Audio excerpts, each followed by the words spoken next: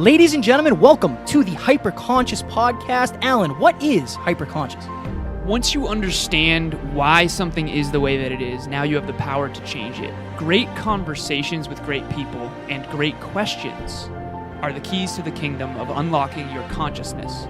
Every single action that you do starts as a thought. When you control the way you think, you will control the way you act, and you will control the way you live. That is hyperconscious.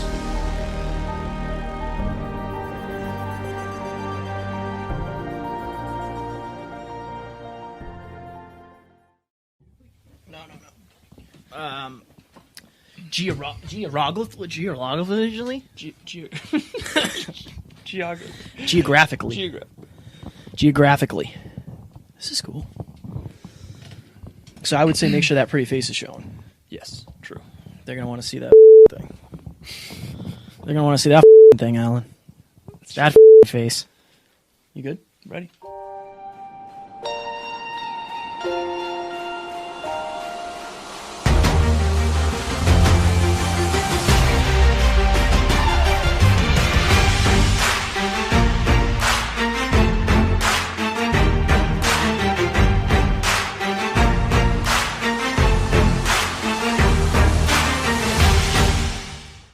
Ladies and gentlemen, welcome back to another very special, as always, episode of the Hyperconscious Podcast. For those on YouTube, you'll see that we're in a different setting. We're in a hotel room. We are podcasting with the one, the only Charlie, the Rocket Jabaley. Literally just got off of a plane, and now we're podcasting. How are you doing, my friend? I'm doing amazing. So, you have an incredible story, but before you tell your incredible story, Alan is going to talk about how this whole thing happened, because thoughts become things, and it was literally, this was a 2-day process, changing times, changing flights, changing everything, and we're still here, so. You guys checked into my hotel room for me Yes. to make this happen. Yes. I believe the universe likes speed. We Great appreciate things you. happen when you move fast. I like that, already dropping wisdom. So one of my peak performance clients, Alex Hinkle, shout out to you, brother, has been following you for over a year now. He said that you're one of the most genuine people he's ever followed. You've helped him tremendously. Your story is super powerful. And he said that you're just a good dude with a great vibe. So I'm very excited for this. And what we wanted to do first and foremost was to start off with your story, because it's super powerful. All right, so Charlie Jabaley. Used to be CEO Charlie, now Charlie Rocket. When I was 8 years old, I grew up in Atlanta. Mom sold vacuum cleaners. Dad was a carpenter. Had humble beginnings. You wouldn't think, somebody like that would end up becoming a, hip-hop, music guy. But when I was young, my dream was to become an athlete. I wanted to be fit. I would look at guys like you and be like, wow, I want to be like that. But I was always overweight, even as a kid. I remember my first diet was at age 8. And I love basketball. We'd play shirts for skins, and if I got picked for shirts, or if I got picked for skins, I would drop out. I would never take off my shirt at the pool. It was just always a struggle for me. And it got to that age where I needed something to be good at. You go to school, you try to have an identity for yourself. You get to that age where you want to have girls like you, and it's wow, these guys play basketball, these guys play football, these guys can dance, or these guys are funny, and I'm looking at myself well, what am I gonna do? Because what I'm passionate about, I can't be good at. So I had this vision in my head that being an entrepreneur was gonna be cool one day. At the time, being an entrepreneur wasn't cool. Today it is, but I've always kind of had that gift of seeing around the corner of what's going to be next in culture, and that theme has replayed through my life a few times. So I put on a suit. My mom took me to a thrift store. Growing up, we only shopped at thrift stores. I didn't have a pair of blue jeans until I was in high school. So my mom took me to a thrift store. I said, I want to get a suit. So we got a suit, and, the pants were so baggy and everything. But I was I'm going to be a businessman. I took a briefcase instead of a backpack, and I told all my friends, my name is CEO Charlie. I wanted to create this character as a form of, at the time I didn't know what I was doing, but it was really like law of attraction. It was like, if I think about something, if I believe I'm something, I'll be it. So when you dress up as a character, you're acting like it, and it just starts attracting into your life. And I was known for business. And in the yearbook, it would be kind of like, oh, most likely to succeed, like that whole thing. And when you dress up as something, it weaves this web of accountability. Like, how could you not be a businessman if you've told everybody you're going to be a businessman? So then you get stuck, because a lot of times we tell ourselves we want to do something, and then we let ourselves down. For example, take January 1st. I've got my New Year's resolutions. We pretty much keep them to ourselves for the most part. Then after a few months, we quit. But if we told our moms, like, say your mom called you, hey, I need you to come do something, rake the yard. You're not going to let your mom down. You're going to do something for her. So what's important is to have everybody around you know what your goals are, and then dress up as it and just weave this web of accountability, and you get stuck in it, and you have no choice but to see it through. So that's what I did when I was 8. I became a businessman. I had my lawn mowing businesses. I had my candy businesses. I had one candy business in middle school where I took, my middle school was 2 floors, the 7th grade and the 8th grade, and 2 long hallways, one down here, one up here. And I needed a system to make money. And most kids who sold candy, they would just have it on them, whichever class they would go to. So they were only being exposed to the same amount of people every day, their little radius of people in their classes. But I knew people needed to know where I'd be and when, and I needed to cover all grades and all sides of the school. So I negotiated with some friends. I need a locker here, I need a locker here, and I need a locker here, and I need a locker here. 4 lockers. I'll be at the same place at the same time every single day. I would walk in to the school early in the morning before the janitors, and only the janitors were there, but like before the teachers, and I would stock the lockers, and everybody knew my schedule, and I was consistent. And it became a big operation, so big that the principal called in my mother. And I remember that conversation, and they thought I was like the principal. When they called in my mother, they thought, yeah, Charlie's in trouble. And my mom looked at him and said, "You're mad at a kid for making money? Like he's doing something positive." Yeah. Like I looked at my mom, like, "Mom, you got my back. I appreciate that. Like that's awesome." And that just gave me that confidence. So as life went on, the business just grew. In high school, my friends started rapping. I grew up in Atlanta. It's a hip hop city. And I would listen to hip hop music, and I would play it for my mom and dad. And they were just like, "I just don't get it." And I'm like, no, this is going to be the future. Yeah. Like hip hop is going to be big. And they're just like, well. I said, "Can I put a studio in my bedroom?" I lived across the street from the high school. "Can I put a studio in my bedroom?" It was kind of set up like this. We had a quilt hanging from the ceiling, had the microphone, and after school, 20 guys we would be having basketball tournaments, and then everybody would come inside and get on the song. And I was like going to the next level. I was like, okay, what's going to be next? And I was like, I want to start filming videos. So I got a camera, started filming videos of everybody, like independent artists. And then I was like, okay, what's next? I want to make a hip-hop website to have all the videos, and it'll be a media outlet for all independent artists. And in Atlanta, the dance scene was hot. All the snap music, all the dances from Atlanta. So I had the website that was featuring everybody, and everybody wanted to be there. And it got crazy. It got so crazy that about a year later, I graduated from high school, went to community college, only because my mom wanted me to go to school. She's like, "Whatever you do, just get your degree. All that little business stuff you do is fine, but get your degree." So I'm at school, and one day I get a phone call from Interscope Records. They said, hey, is this Charlie Jabaley? I said, yeah, it is. Who is this? Because it was an LA number, 310. I was like, whoa, this is big. Like, you 18 years old and you get a 310, answer the phone. This is Interscope Records. Brian Washington, that was his name. Brian Washington, never forget him. Tall black guy, deep voice, and he says, we want you to come on tour with an artist we just signed. He's a big fan of yours. His name is Soulja Boy. And I was like, this is great. I'm like at school looking like I'm done with this. I'm leaving. But then I remembered, like, I have to go deal with my mother because I live at her house. and That's always tough. I go to my mom. I said, Ma, I want to go on tour with this rapper. Interscope Records called me today. And you got to think what my mom is thinking. You think about rap, tour, all these pictures are going through your heads of groupies and this and that.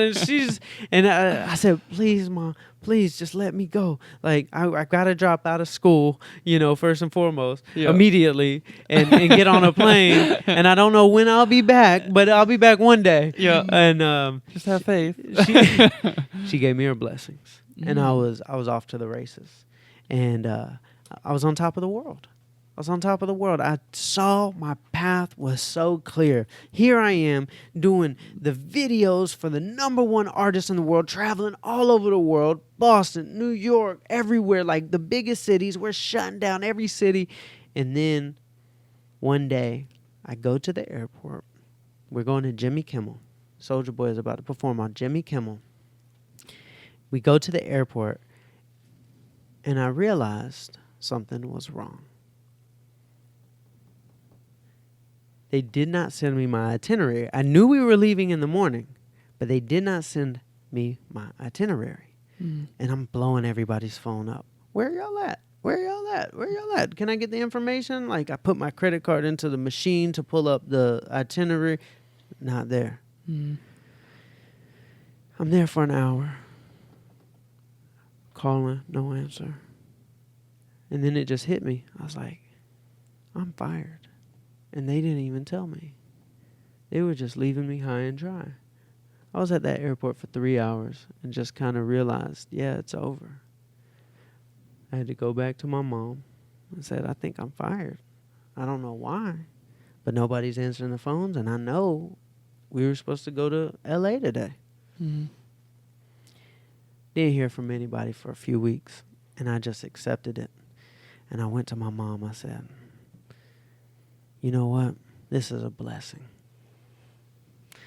Being a cameraman wasn't good anyways. That's not where the money is. The money is in management. I said, I'm going to be a manager. She looked at me. She said, what do you know about managing hip-hop artists? I said, I don't know anything, but I'm going to figure it out because that's where it's at. And I found this girl group, and I said, I'm going to make y'all superstars. And I took them and boom, got them on TV, 106 in Park. I got them a record deal with Interscope Records. Because Soulja Boy fired me, but Interscope loved me. So they signed my girl group. And we're blowing up. I can see, once again, I can see my path. I'm going to be able to move out of my mom's basement. I'm going to be successful. CEO Charlie is alive and well. Finally, CEO Charlie is going to be a successful businessman. And then we're in Washington, D.C. And we did a show. And they got mad at me for the stupidest thing. They were like, you didn't bring us water when we got off stage. And I'm thinking to myself, this is odd. You've never complained about me before. Like, I've done all these amazing things. Got your record deal. You're on TV. You're blowing up. And just a couple days later, they said, well, we don't think you're a good manager. We wanna leave you. And they left me for a big industry manager who managed Sierra. I'm thinking to myself, Jesus Christ, I can't catch a break.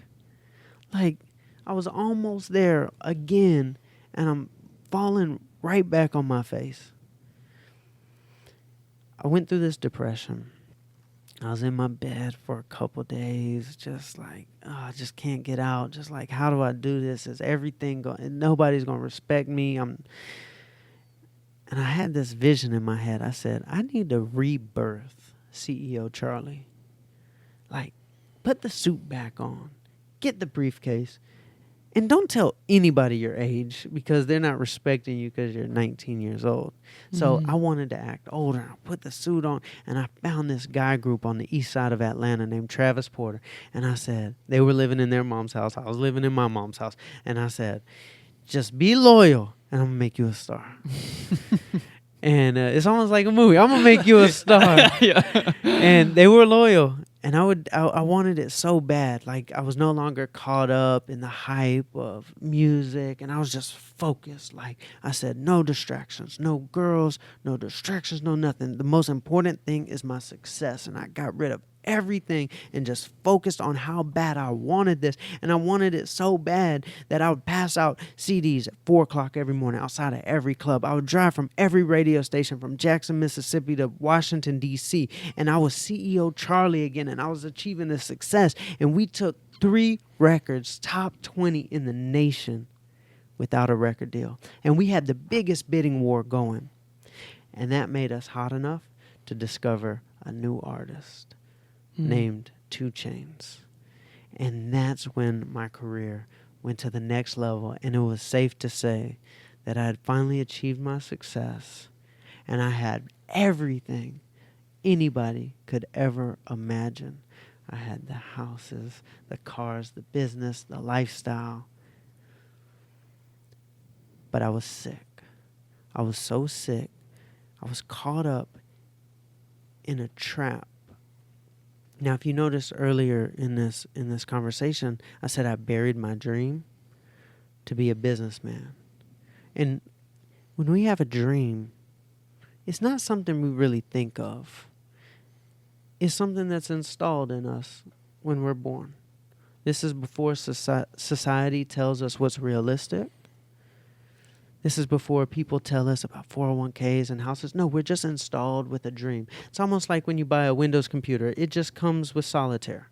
That's like our dream. It's just in us already. We don't think of it. We don't game plan it. It's just in us. It's already there. And I buried that dream to become a businessman. And that businessman had traps. I got up over 300 pounds. And I was trapped by food. Stress leads to food. Deal making, breaking bread, leads to food. And success and celebration leads to food. And here I am, 305 pounds. The most unhappy I've ever been in my life. And everybody's so happy for me. My brain tumor grew, was wrapped around my left optic nerve, started corroding the top of my spinal cord, and was wrapped around the artery that goes into my brain. And I was at rock bottom. I felt so stuck. Have you ever seen a movie that sucks? Like, the ending is just terrible. Oh, yeah. Many. Many a movie.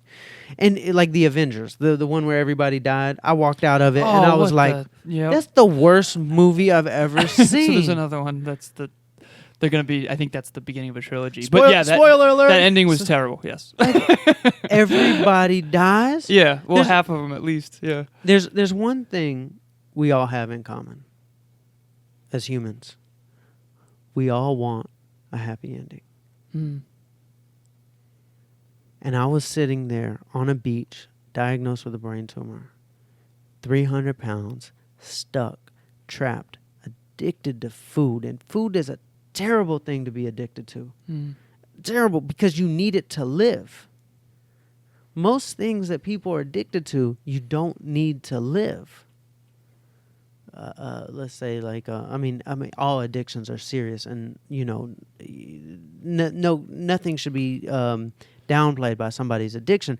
But when you have to when you're addicted to this thing called food, and you wake up in the morning, and the very first thought that's in your head is fear, and then fear of looking in the mirror, fear of putting on your clothes, fear of your first meal. To be afraid of food is a terrible thing. And then to be addicted to it, to where when you mess up a little bit, you it's like falling down a stair, and then you just want to push yourself down all the rest.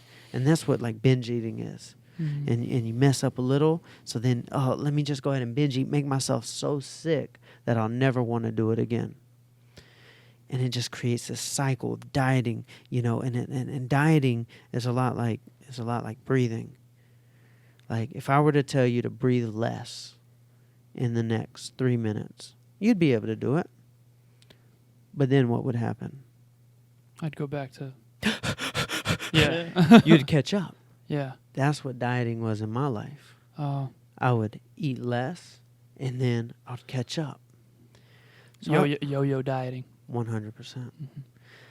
So I was addicted to food, and I looked at my life like a movie, and I watched it, and I said, that was a terrible movie. That's not how I wanted it to end. And I said, what am I doing today that's adding up to my dream? And I even forgot what my dream was.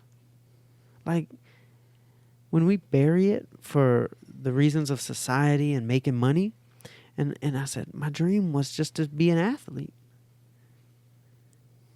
And nothing I was doing at any point in my day for the past 10, 12 years of my life had anything to do with being an athlete. Like I was sick.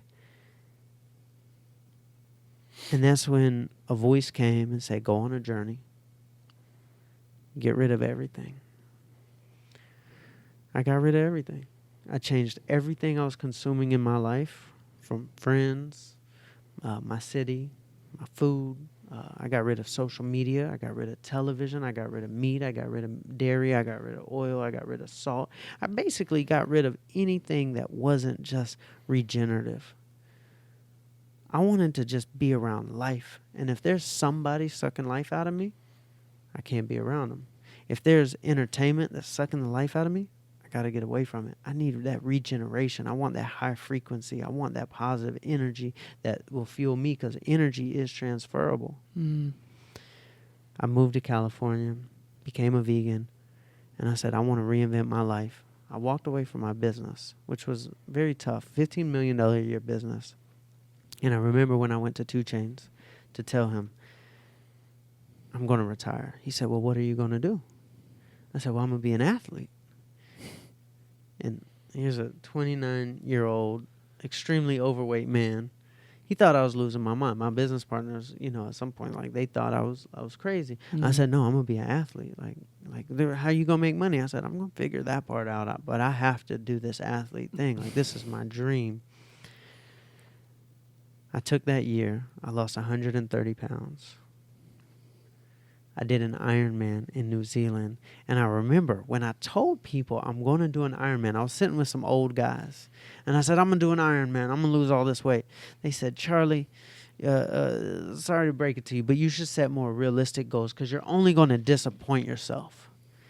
And that pissed me off so bad. You want me to be realistic? That is the one thing I hate. Is when somebody tells me to be realistic, because nothing I've done my entire life has been realistic. Sorry, that's awesome. Yeah. So we did the Ironman, me and my brother Scott Cameron, and then when we were done with the Ironman, we did it in New Zealand. The brain tumor has been reversing, and it's stable. My body is stable. It's a pituitary tumor, so it is all about the hormones. So when I changed what I was eating and went plant-based, vegan, and just leveled out, wasn't eating hormones, just nice, healthy plants, high-frequency foods, and my body stabled out. We then biked across America, and that's all it's been this year. And then we did the Chicago marathons, and I lost 2 toenails. We were talking about that earlier. Yeah, one of them may or may not be bloody right now. Nice visual for you all. Yeah, we'll take a picture for you after. Yeah, No, make that the thumbnail on the YouTube. Yeah, thumbnail of your thumbnail. So that's my story. My goodness. Yeah. What a way to open. I think one question before we even get into the details is, what is it like to have somebody like Scott on your side? Because Alan and I have been doing this, and not obviously to the degree you've been through so much stuff, so many life-changing experiences, so many quote-unquote failures that have taught you things, but what is it like to have somebody in your corner that's always there for you no matter what and believes in you? That resonated so highly with me. Even when you guys were walking down the tunnel, so they were coming into the hotel as we already had checked into the room, and the positive vibes that we feel from you guys, like you guys are just happy to be alive. You're just happy to be living. So what is it like to have somebody on your team that truly only wants what's best for you? I'll tell you this, how I would describe Scott. I mean, the man is a saint. First of all, I don't know how he put up with me for 10 years of trying to lose weight, because he was my mentor. He was my best friend. He was my big brother, and he would never leave my side. He challenged me to do a marathon, and I could only run 2 minutes. And Scott's fit. Scott is a very fit person. And if I could only run 2 minutes, he would only run 2 minutes. When I had to stop, he would stop. He would never run ahead of me. When there was a day I was losing my mind, like I'll tell Scott, man, I think I need like some sort of therapist or something. I'm losing my mind. Like, I don't know how to lose weight, and I'm addicted. And he was always there for me. And he would never get frustrated with me, even though I was just this vicious cycle. And he told me he would never give up on me. And he held his word.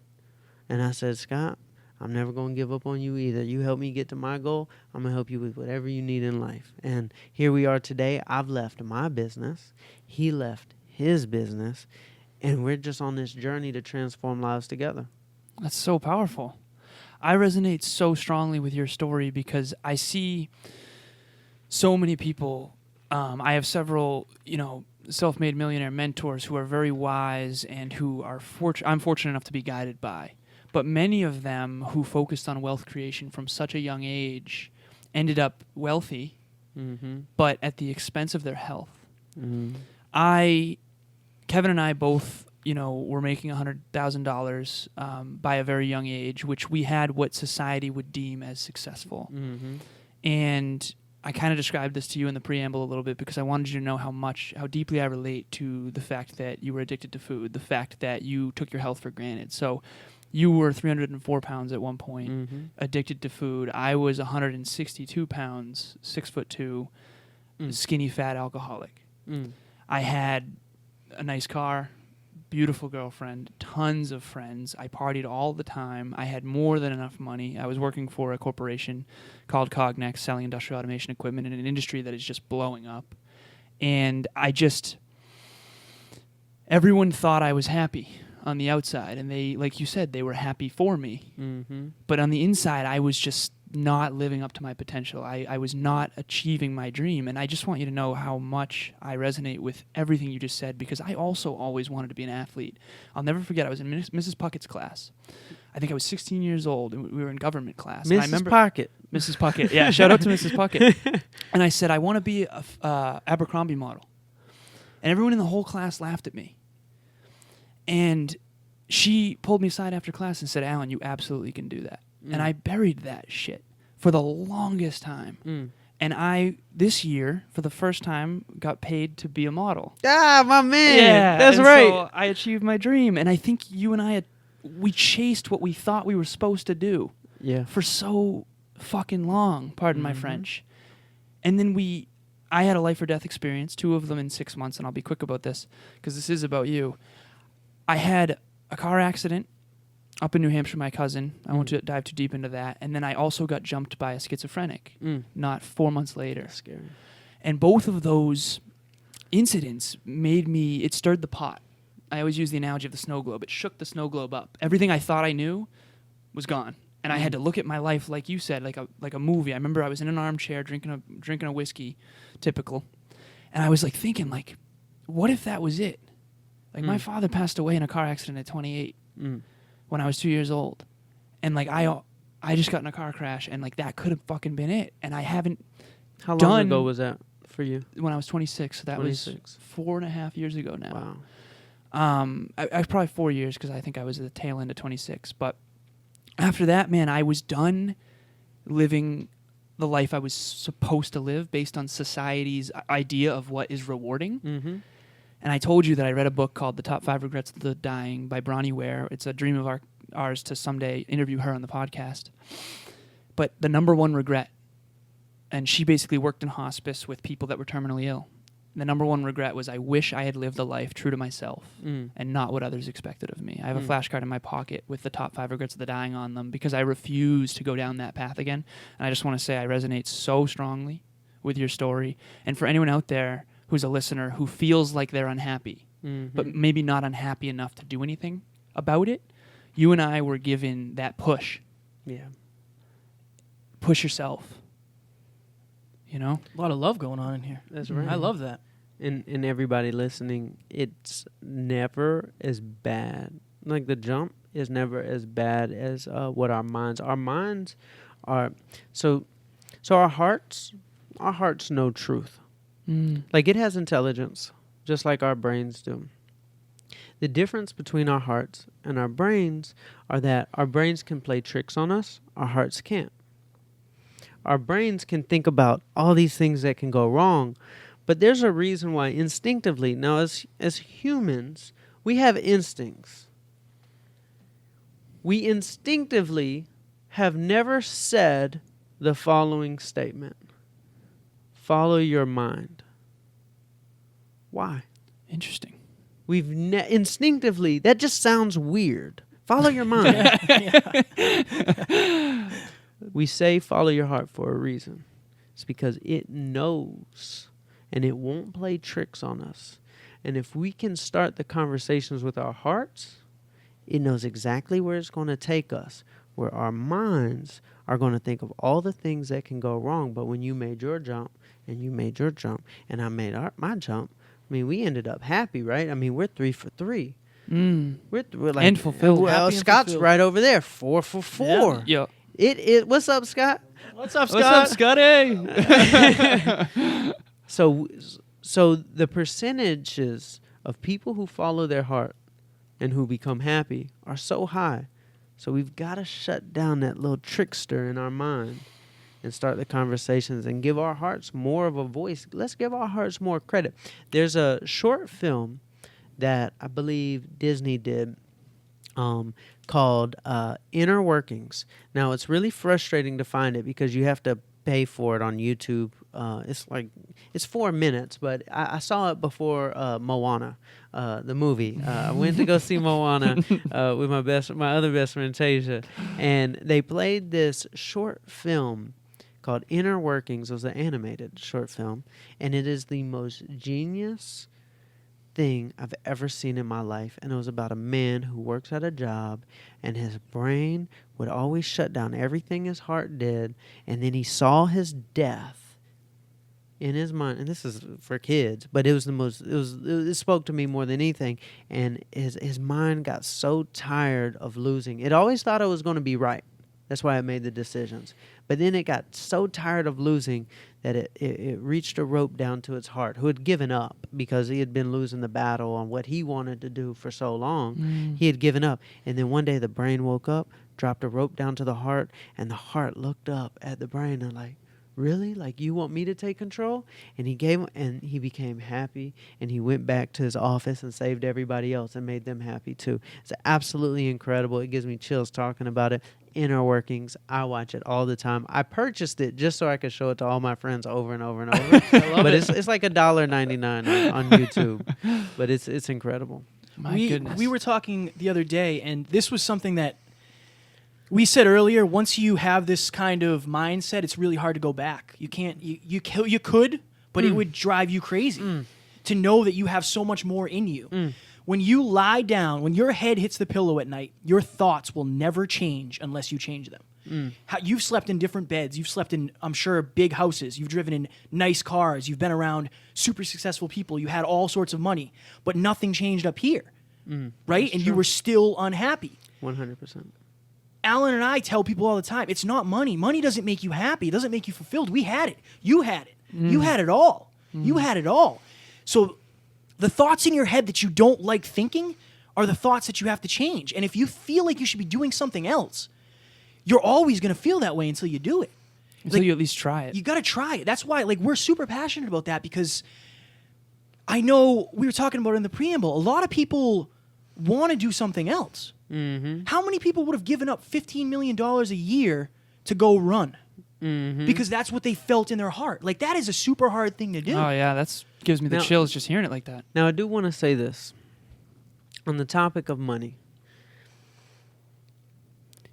it's not black and white. Money is incredibly important.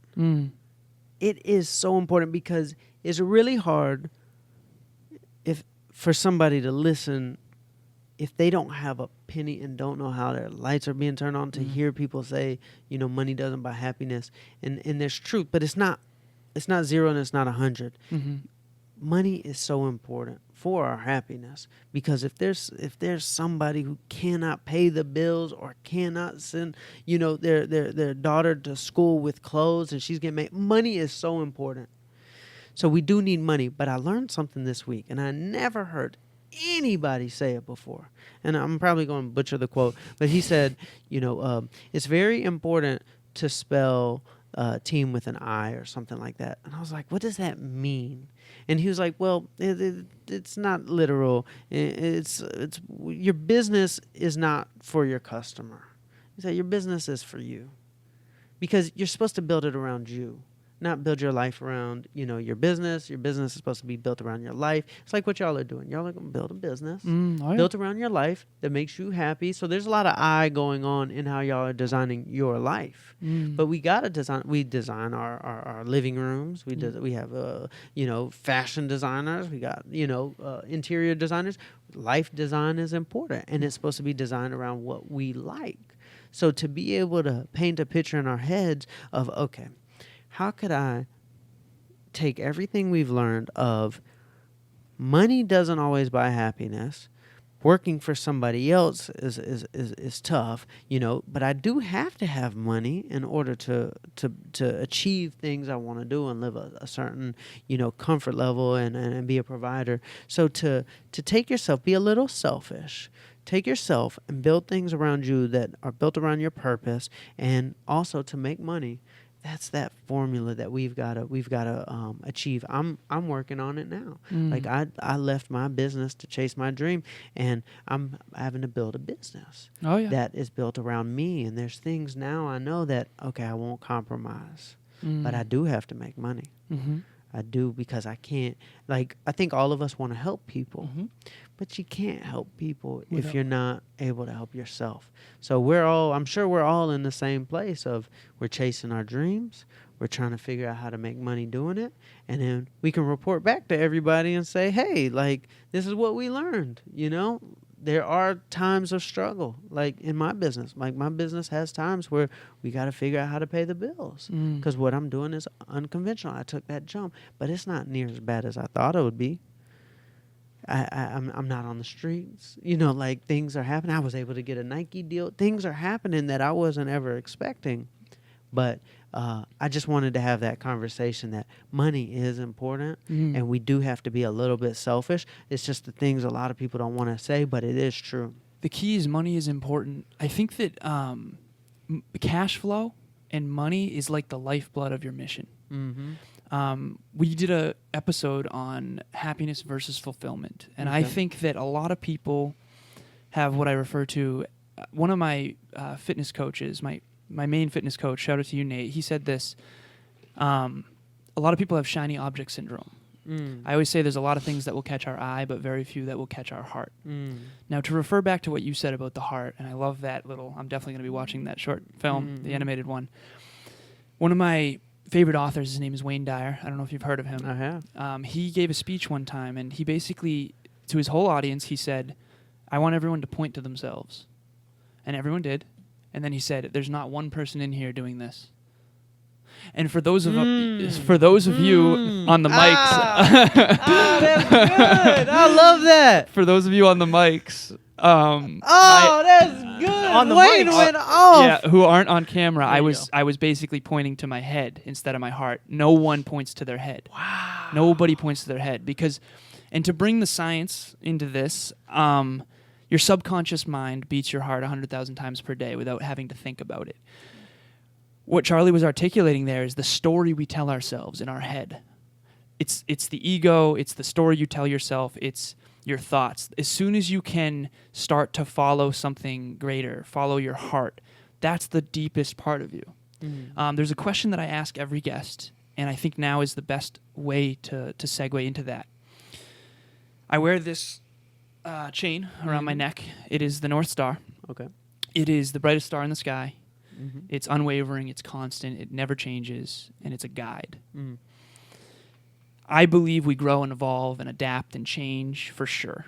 But like you said about our dream being in us when we're born, my question for you is, even though we grow and evolve, I believe this is the deepest part of us, our heart that and our soul that never changes. Mm-hmm. What about you never changed? That's an amazing question. Ooh, that's why this podcast is so good. Ooh, what about me never changed? I would say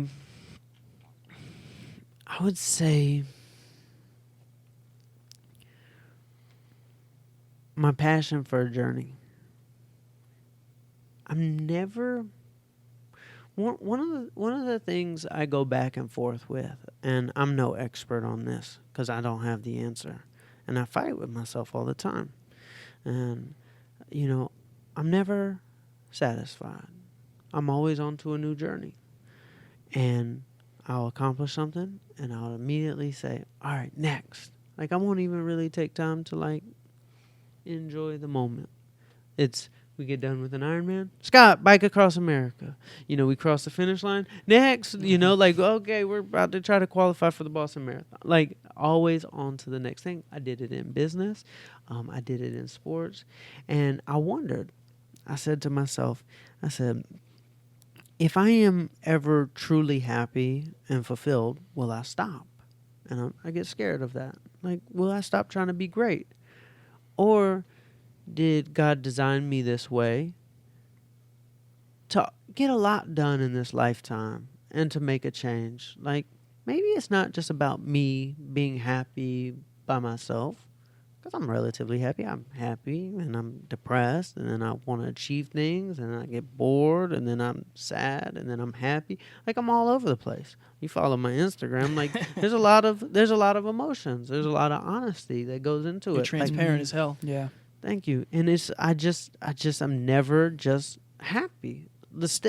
Stably happy. It doesn't exist. But I ask myself, well, did God want me this way? So I'll just always be chasing another mission, and that mission is going to get a lot of things done in my short time on this earth. So I don't know the answer, but I do know the one thing that's never changed in me is I don't stop. I'm always on a mission, and I will never quit. Oh, I like the tattoo. Never quit. We were talking about heart, and I watched the video where you bought the Starbucks employee a car because she couldn't get to college class. Yeah. I literally, and this is no bullshit, I watched this yesterday and I just sat on my computer and cried because that's my purpose. I want to be able to do that. I cried again yesterday. One of the listeners reached out and we were just having a conversation, and I like to research the listeners, see who's listening, see what's going on in their life. And he's a service veteran. He's trying to get a service animal, and he has a GoFundMe page. And a year ago, I could have paid for the whole thing because I was making good money. And that's my mission in life, is to make people feel good and to help people when they don't feel like anybody is there to help them. Mm-hmm. And that moved me almost more than anything. You hid in a fucking dumpster. Yeah. So when she took out the trash, you could surprise her. What? So, that moved me so much, and I want you to know that. Well, I appreciate that. And that's what the Bike Across America was all about.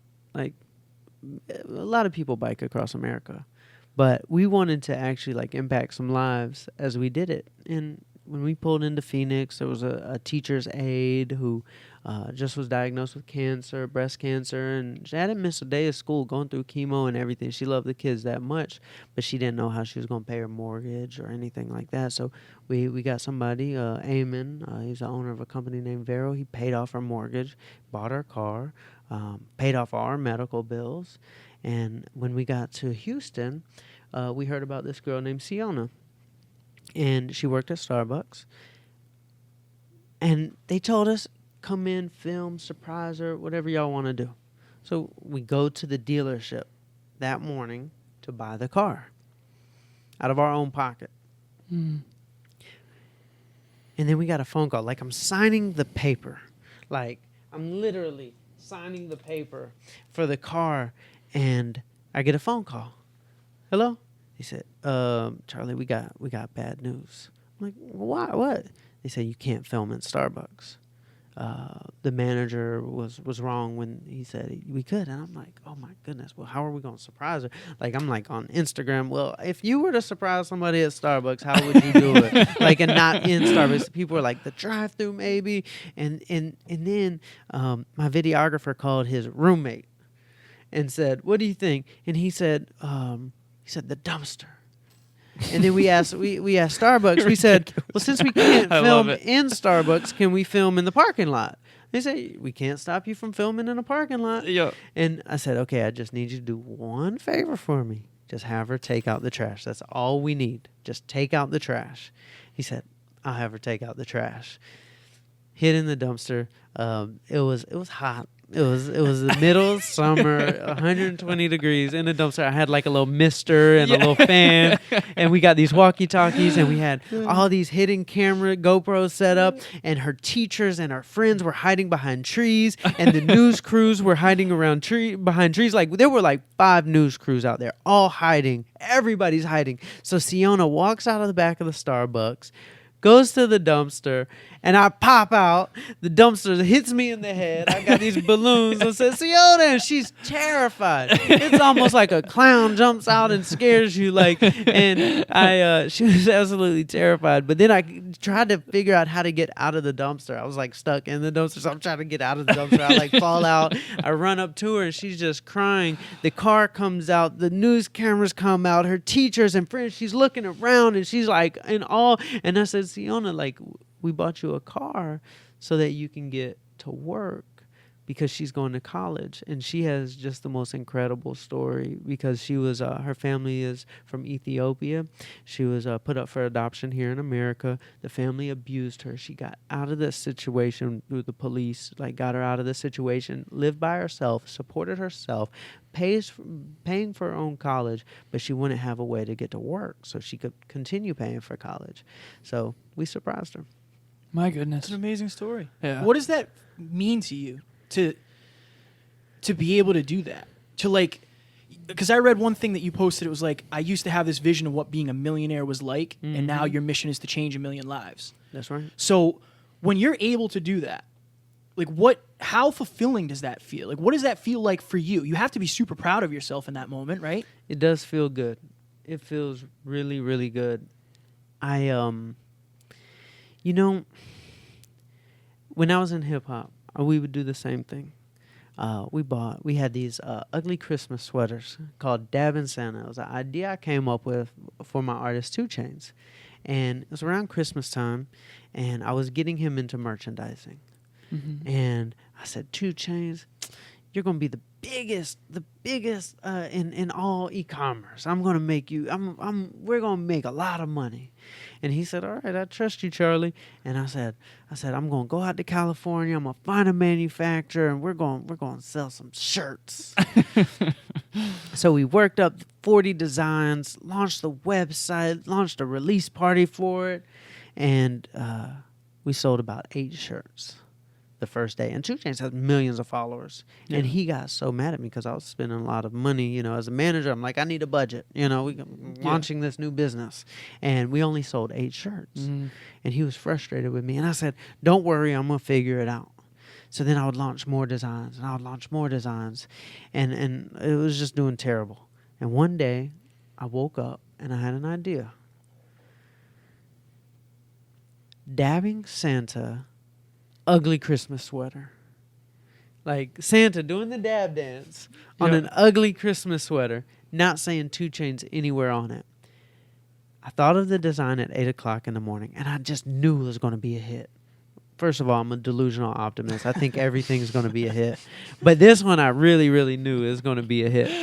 Oh. And I knew not to even show it to 2 Chainz, because it was so corny that if I showed it to him, he would be like, hell no, I'm not doing this corny. Nuh-uh, nope. Mm-mm. So what I did was I put it on the store, the e-commerce store, and I uploaded it to his Instagram without his permission. And I'm just waiting to get the phone call of getting cussed out. I just knew I was going to get cussed out. But for me, it was worth the shot. I was going to be the punching bag if it didn't work out. I put it up for sale. And then 2 Chainz calls me 30 minutes later. And I'm just like bracing for impact. I'm like even afraid to hit the green button to answer. And I answer and I'm like, hello? And he says, what's this on my Instagram? I said, ugly Christmas sweater. And he says, 3 of my friends just called me. They want one. I was like, and his friends are like gangsters. Yeah. You know? So I'm like, for real. I said, 2 Chainz, we've sold like 500 in 30 minutes. He said, really? Like, we weren't selling any merch. Like, nobody liked our designs. And then this one, I said, yeah, it's doing great. That day, we did over 20,000 in revenue. The next day, we did 50,000. The next day, we did like 100,000. It became a social phenomenon. We did 2 million in sales in 30 days. And what we were doing with the money we made, we went out and we gave people houses. There was this one single mother, disabled veteran, who was about to get evicted from her apartment, has a son with leukemia, the worst situation you can ever imagine. And we paid off her rent for the year, bought her furniture. There was another couple, there was another family that had like 5 or 6 children, and house burned down. Son got stuck in the house. The bad part of town had burglar bars on the window, so couldn't get out. Had brain damage from the smoke. Had to go to physical therapy, but they didn't have a way to get him because he's in a wheelchair, need a special car. Bought him a minivan, special minivan with the wheelchair lift, and we did that about 4 or 5 times. So it's something we've been doing. It's something that's just, I guess, a part of just. I just feel it's important to build that into our lives. If we can help, we should. Period. And we'll always be taken care of if we're taking care of others, and because it's bigger, it's legacy. It's legacy. To be able to help people is it especially when you're in the spotlight, because there's this ripple effect of, wow, like you set the example, and then all these other people was like, oh, well, that's cool because somebody cool is doing it. Mm-hmm. So it's very important to help people and to challenge other people to help people as well. So, yeah. Leading by example. 100%. I have so many questions that I want to ask you, but the one that really jumps off the page for my own curiosity and also the listeners, giving is obviously a big part of who you are and what you do and what you've always done. I had this flashback back to your middle school with the 4 different lockers. Did you have any sort of giving by example, philanthropic stuff that you did back then? Was that always a thing, or when did that become a thing? When did the shift happen where it's like giving is the secret to living? The shift happened right when I started on the verge of success. When I was driving around to those radio stations with Travis Porter, I remember, and it was right before I got successful, is when I wanted to start giving back. And I think it was kind of like this. I'm not sure if it was the chicken or the egg which came first, but it was, as I remember, we were just on the verge of becoming successful. And I remember like this guy cut my hair, and it was around Christmas time. And something told me, just give him $100. I couldn't really afford that, but just give them $100. And those little things I started doing. And then right after I got in that mindset, my success came. And, I think a lot of my success comes from just being in that place, because, if you give that love and you give that energy, we're going to be taken care of. It's not, don't do it to get back, but that's just the way it works. It's like you give and it comes back.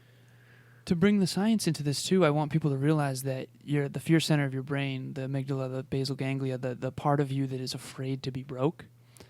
Every time you face that fear by being overly generous, you now get out of that scarcity mindset.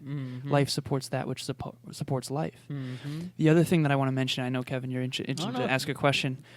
You took a huge chance on that Christmas sweater thing. Yeah. And what I noticed about you is they've done studies on this, and I've always had kind of an unhealthy, I shouldn't say unhealthy, a healthy aversion to authority. Okay. And for everyone out there right now, like growing up as kids, we were told, you know, when the bell rings, you got to be sitting down. And then you can't talk, and you got to listen and just listen to the teacher. I understand why that is, okay? But the Industrial Revolution is what the education system was based on, and the 21st century is just completely different because of the internet. And so they've done a lot of studies about optimists. You say you're an optimist. Delusional optimist. Yes. So I always call myself a serial optimist. I noticed you said delusional optimist. I almost always think things are going to go better than they do. So I get consistently humbled, which is good for me. Kevin's just laughing. But on top of that, I'm much more likely to follow through because I always think it's going to work out. For you took a huge risk with that Christmas sweater thing. And there's two things I want to say about it. Number one is they've done studies on what's called a subversive, meaning people who don't like to follow rules that are imposed on them. If you're out there right now and you don't feel like you're self-motivated, it's most likely because you've been conforming to what you were told to do your whole life. What I recognize about you, Charlie, is that you almost never followed the rules. And that's also why you're so self-motivated. I never really did either. We created our own rule book. Maybe it was the wrong one based on the mind instead of the heart, but it was still our rule book. So that's the other thing. What can you say to our listeners to get them to start taking these risks? Because you, for all intents and purposes, could have been fired when you did that behind 2 Chainz' back. Yes. That took balls, so to speak. And it worked out, and that's what... You got to take risks if you want to succeed at that level, right? I'll tell you how much I don't like rules. I even make rules for myself that I then 2 weeks later am like, why do I make stupid rules? Like, why did I say I'm going to wake up at 3:30? Like, I want to break my rules. So yes, I don't like rules. I never have. I'm like an animal. I don't want to be caged. And rules are cages. And if I want to have rules and if I want to have structure, I'll do it. But then I want to break it. And I just don't ever know where I sit at the table. Like, my business partners get frustrated with me because I'm always trying something new. And as a delusional optimist, I don't think about anything that can go wrong. If I did, I probably wouldn't take the first step to trying, because if we think things are going to go wrong, we're just going to get paralyzed and be like, I'm not going to do it. But I guess I'm smart enough or dumb enough or both to just only think, oh, this is going to be easy. Like when I did the Iron Man. It was my secret. I said, oh, Iron Man. Oh, that's going to be easy. And I came to that conclusion, but just simplifying it down. I said, okay, here's an Iron Man training program. They're working 14 hours a week. I said, that's 2 hours a day. When I was a kid, I'd run around the park for 2 hours a day. That was easy. Or I'd ride my bike with my friends for 2 hours a day. That was easy. Or we'd go to the pool 2 hours a day. Well, I was doing Ironmans when I was an 8-year-old. Yeah. You know, like that wasn't hard. So I said, I'm going to train for this Ironman like an 8-year-old. I'm going to wake up and I'm going to run around the park for a couple hours every day. And that's how I did it. 10 months, Ironman. But in my mind, I said, oh, this is going to be easy. And that's why, to me, honestly, like there were challenging parts about it. I had to show up. I had to work. But in my mind, it was easy. Anything. This is what I define easy as. If you know how to do something, it is easy. For example, let's go back. Multiplication. Is it easy? Yeah. 2 times 2 is 4. All right. But at one point, was it hard? Yeah. It was like, whoa, like this is crazy. Like, how does this thing work? Even tying your shoe at one point, was that hard? Yeah. But is tying your shoe hard now? No. So it's easy. So if we know everything is going to end up being easy, why not just say it at the beginning? Interesting. I've never heard that before. It's going to be easy at some point, so I'm just going to say it's easy It's now. just going to be really, really hard until then. Yeah. I always say hard work always pays off eventually, but eventually is the key word.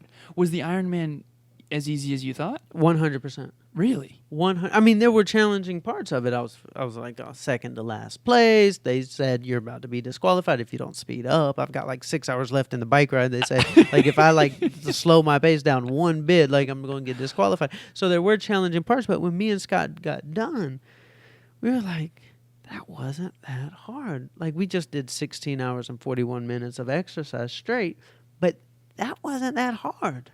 Interesting. You might be the most positive person Right? ever. Ever. You're so positive, Can man. I tell you my new thing? Yeah, course. please. This is my new thing. So it's very easy to get caught up in negative thoughts. Okay? Like, it can become addicting thinking about negative things. Mm. And me and Scott, I think we got into that trap. All these bad things happening around us. And this is recent. Like, this is like in the past, like, month. Like, when starting a business, like things can be hard. When leaving your business and leaving your, successful business to try to create something new and chase your dream can be hard. And these things can go wrong. And we can get caught up in the drama and it's addicting. Negative things can become addicting because our brains are kind of wired to look for them. Yes. So 2 days ago, Scott and I did something. And I said, Scott, this good thing happened. This good thing happened, and this good thing happened. I just chose to look at him. I said, we're on a winning streak. I said, we're going to have the longest winning streak of all time. What'd y'all hear me say earlier? Oh, yeah, same. Y'all heard me Exact say quote, it. yeah. And me and Scott have said the word winning streak the 7,000 times in the past 48 hours. Because, like, we're literally attracting, like, last night when we got off the airplane, we missed our connection, and there was this lady who had the worst attitude ever at the desk, like complaining. I'm not going to say the word I want to say. She was complaining, and me and Scott walked up with a good attitude, and this other guy with the suit on, works for Delta, came up, and he was so nice to us because we were being nice to him. And me and Scott, we've been talking about this winning streak, and he pulls up our itinerary. She's over there complaining. We're over here. What's up, Kevin? And we're just happy. He says, "Here's the last hotel room at the Renaissance Hotel. It's the last one, gift voucher." And she's like over there mad. And I said to Scott, we're on a winning streak. and then he gave us 2 dinner vouchers, 2 breakfast vouchers. It was like, we're on a winning streak. And then like this business opportunity. And then we meet with y'all. We're on a winning streak. And we're focused on only seeing the good things, and it's becoming addictive, and it's attracting more good things. And we got to the restaurant 2 minutes before it closed, and we were able to order food. I look at Scott, winning streak, to where it's literally going to attract more wins, because that's the only thing we're looking for. We're only looking for wins. Interesting. First thing you said when you came in here is you're part of the winning streak. Yeah. Yeah. We were like, hell yeah. Yeah, good, because I've been That's a losing that's streak my lately new now. theme in my life, because literally there are bad things happening around me, but I'm only going to focus on the wins. And then we just started seeing more and more. In the past 24, 48 hours, we've seen more wins than we've seen in months. Am I right, Scott? Love it. Amen, brother, he said. Yep. So Alan asked his question that he likes to ask every guest. I have a feeling I know what your answer is going to be, but maybe we'll go a little deeper on it. Legacy is a big thing for you. Having a big heart is a big thing for you. One day, people will just be talking about Charlie. Mm-hmm. What are they saying? Like, what do you want to accomplish before you die? What do you want to be known for? I'm going to take this deeper than you thought. All right, let's go. So there's something that really fascinates me. And there's certain things, certain people, that it doesn't feel like they're not here today. They died, but it feels like they're still here.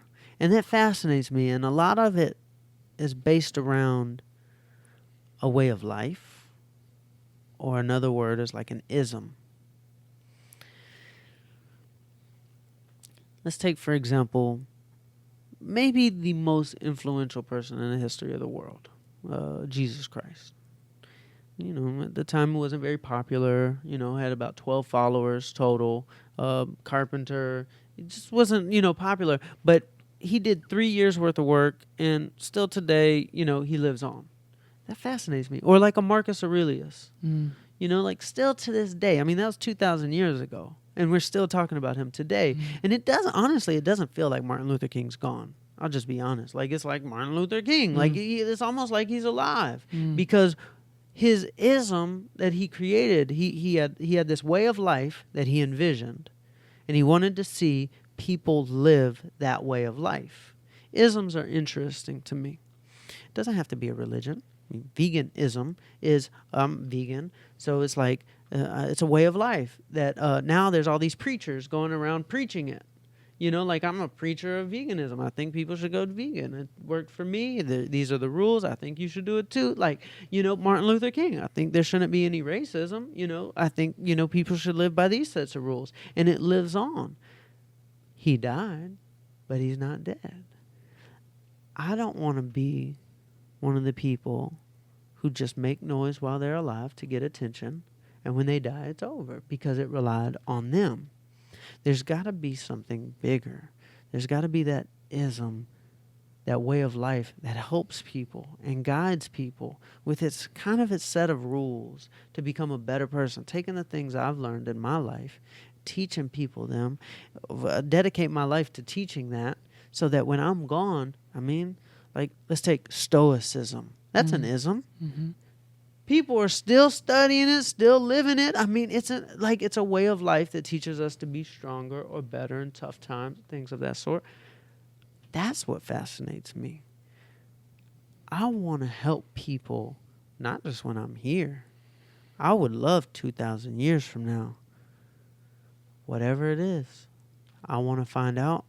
I want to go through a journey of figuring out how to live my life and then teach people that for their lives. I'm still very young. I've got a long time to go. But that's what I'm fascinated about. I love it. That's definitely deeper than I expected. My goodness. Wow. So we're running out of time. I want you can get your last question if you have more questions. Just the last thing I want to say about that is I resonate very, very strongly with you. I think you're sensing that.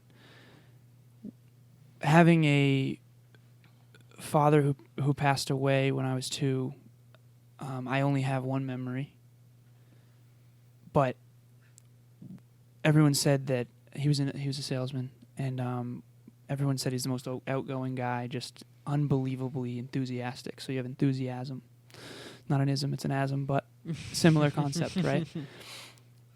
I grew up my entire life wondering what my father was like and hearing stories about John.